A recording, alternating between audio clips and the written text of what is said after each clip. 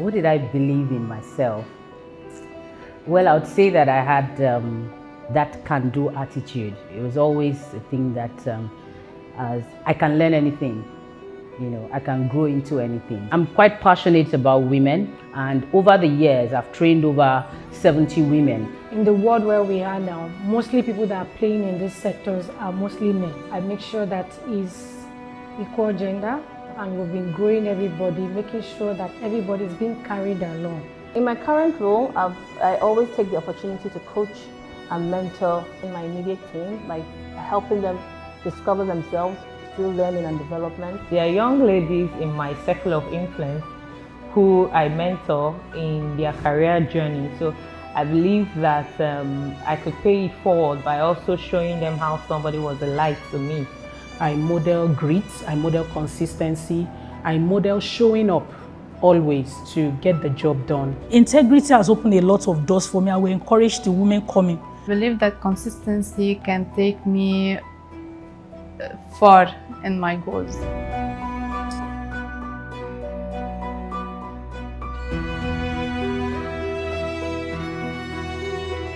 There have been moments where I wanted to give up. I had that in my early starting. When you finish school, you have these thoughts in your head how you want things to be. And over the years, you're not seeing those things come into existence. So it begins to make you feel that, am I doing something wrong? I had the capacity that whatever it is, I can handle it. And that has gotten me to where I am now. My first experience in court, when I appeared alone without anything as a very young lawyer, and it was perceived like I couldn't address the court well. The client had called my boss to complain about sending a young lawyer to court without assistance and the rest. Yeah, I think my boss would defend me very well before the client and then encourage me to push through. I mean, that was all I needed.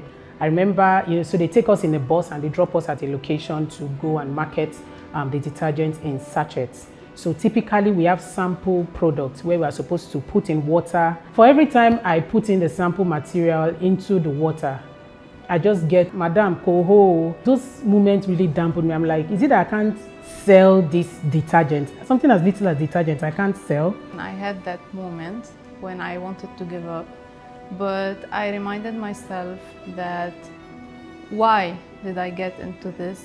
Why did I take this step in my life? And I pushed through it by learning every day and trusting the process. Consistency, I continued to keep on what I was doing, not letting the down moments weigh me and stop me. You would go to clients' offices. Sometimes there are clients that I would go to, wait 5 hours just to see the client, just to pitch, a product to the client, just to get them to, sell. And of course, there are days that you really want to give up, especially when you get into a bus, the bus breaks down on the road, you have an appointment you are late for, you're going from the island to the mainland, So there were days like that where you just come back tired. And there were also a lot of no's. In my business, you get more no's than yes. After all your work, the client says, oh, I'm sorry, I'm not interested in buying, or I'm not ready. So you go again and you start. I think it's the differential between the public and the private sector for me professionally. Having spent over a decade in the public sector, and now I'm able to bring in my value, I'm able to add value, I'm able to bring in my experience, and also at the same time learn the dynamics within working within this environment. So I think for me that's a challenge that I've been able to surpass over time.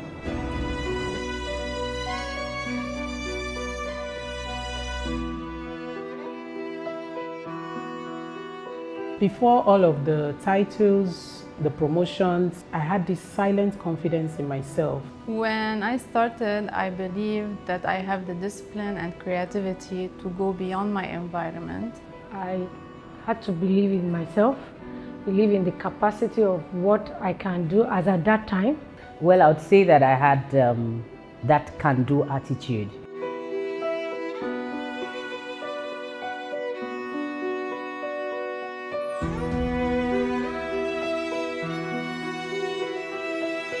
One person I'd like to acknowledge was Barrister Bimbo Ojenike. I think he had an opportunity to supervise my work as a young lawyer. And one other person I'll probably want to appreciate would be our MD. I I think at the time when I joined Arkland, I had just completed my 10 years post-call, but I had the opportunity to come on board and start heading his legal team. I can't forget Dayo. Special thanks to her. Then also, like a friend, encourager in the journey of my life, I thank Moromu Botsu. My direct boss, Madam Evelyn, she never wanted to hear no. So you just have to get the job done. And then my GMD, he just believed that I could do the job. Even when I felt I couldn't do it, I was not equal to the task. My first thanks will go to God. There's so many people that I have to thank on my journey. It would be unfair to say, is there one person that I want to say thank you? But I would say in the beginning, I would say thank you to my mother, the client that have trusted me for over a decade with their funds, mentors that have helped me and have shaped my journey. The people that were next to me were my parents and my husband. They were a big support. They kept on reminding me that everything happens for a reason and everything is coming. So don't rush things. And that's what I did. I lived every day by itself, and now I'm here. I have God to thank for, first of all, granting me the grace to embrace all challenges, because life in itself is a challenge. So I have God to thank for that. Secondly will be my parents. You know, they've taught me resilience, and they have never for once suggested that there was any ceiling I couldn't break. I also have my family, my immediate family to thank. They're my biggest cheerleaders and for being super patient with me throughout my journey. Also on that list is the CEO for giving me this opportunity and the platform to be able to lead in this role, this HR function I found myself in. And of course, lastly will be my immediate team, you know, for working collaboratively throughout the transition period I've had to go through. My boss, that's Mr. Jide Olumodimo, spoke to me about facility. Anything that comes up on facility, it's something that drives me, and I'm thankful for that, because in the industry now, the industry is just growing. So if you're saying 1 to 10 female in Nigeria for facility, I think my name will be mentioned in one of them. So I'm grateful for that.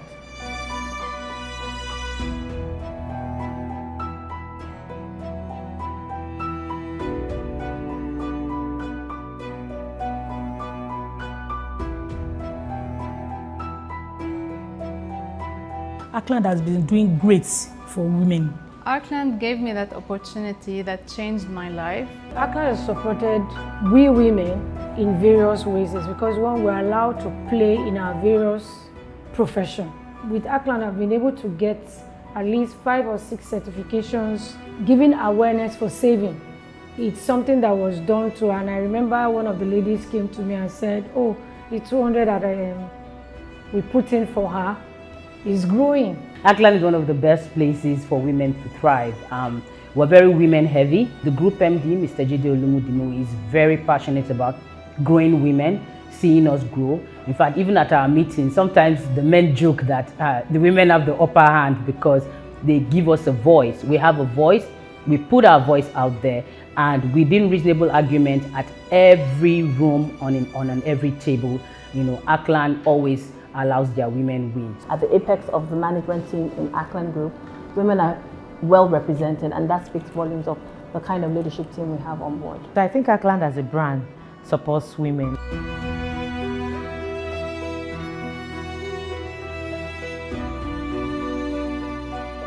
If my younger self is here now, a younger Moromo will say you are capable of doing anything. I would say do it afraid. A lot of young people are scared to start, and that's because they think that they don't have what it takes. Don't waste any opportunity. The little unseeming things you do today will invariably result to big results for you in the future. So just keep at whatever you're doing. You fought the good fight of faith. I would tell her to be more patient, to trust the process.